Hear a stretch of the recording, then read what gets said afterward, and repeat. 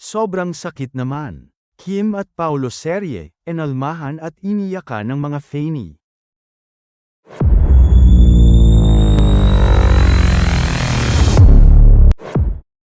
Nalungkot ng husto ang mga Fanny sa pagtatapos ng serye ng mga idolo nilang sina Kim Chiu at Paolo Avellino.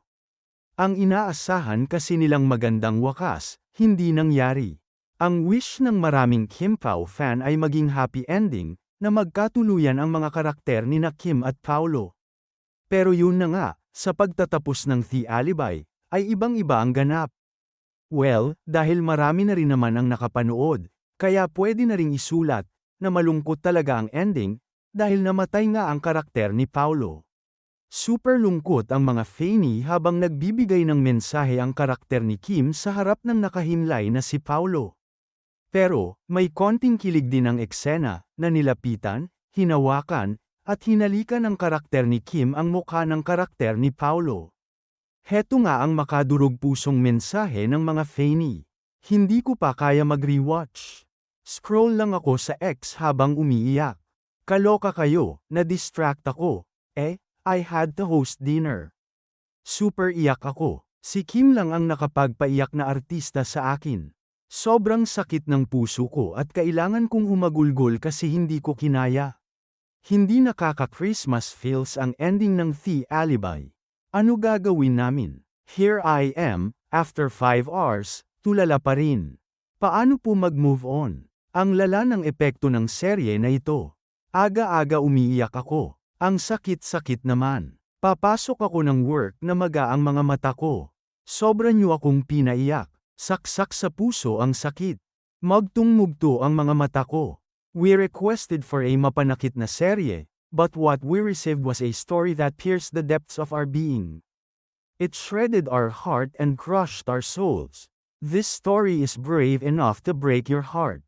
Bakit ganun? Masakit sa puso. Well, kahit naman si Kim ay ito na lang ang nasabi, bakit pati ako naiyak? Congrats! Well, yun lang ang kaya kong i-komento. Kaloka Kim Pao.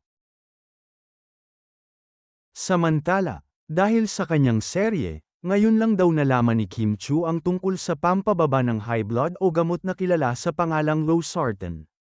Isa ito sa nabanggit ni Kim sa kanyang appreciation post sa IG kaugnay sa finale na ng serye nila ni Paolo Avellino. Binanggit ni Kim na ang mga ganap sa serye nila ay nakaka-high blood raw, lalo na ang pagwawakas nito. At pati na ang mga nakakasalubong niya at nakakausap ay ganito rin ang sinasabi. Sa kabuuan, pinasalamatan ni Kim ang lahat ng sumama sa kanila sa pagsubaybay sa seryeng ito. Lalo na ang Kim Polandia. That feeling na finale episode mamayang 6 p.m. And honestly, OMG, halo-halo na ang emotions ko. Get your hearts ready dahil, from the very beginning hanggang sa huling gabi na ito, we are so thankful for all the love, support, and excitement you've shown our show. Grabe ang journey thrill, suspense, konting kilig, at mga eksenang literal na pang high blood. Kaya ko nga nalaman kung ano ang Losartan dahil sa inyo, hihihi. Been reading your comments, messages, reactions, the ors lahat. Even yung mga nakakasalubong ko na biglang magsasabi, grabe yan, high blood ako dyan doon ko talaga naramdaman kung gaano kayo ka-invested sa kwento namin. And that means everything to US.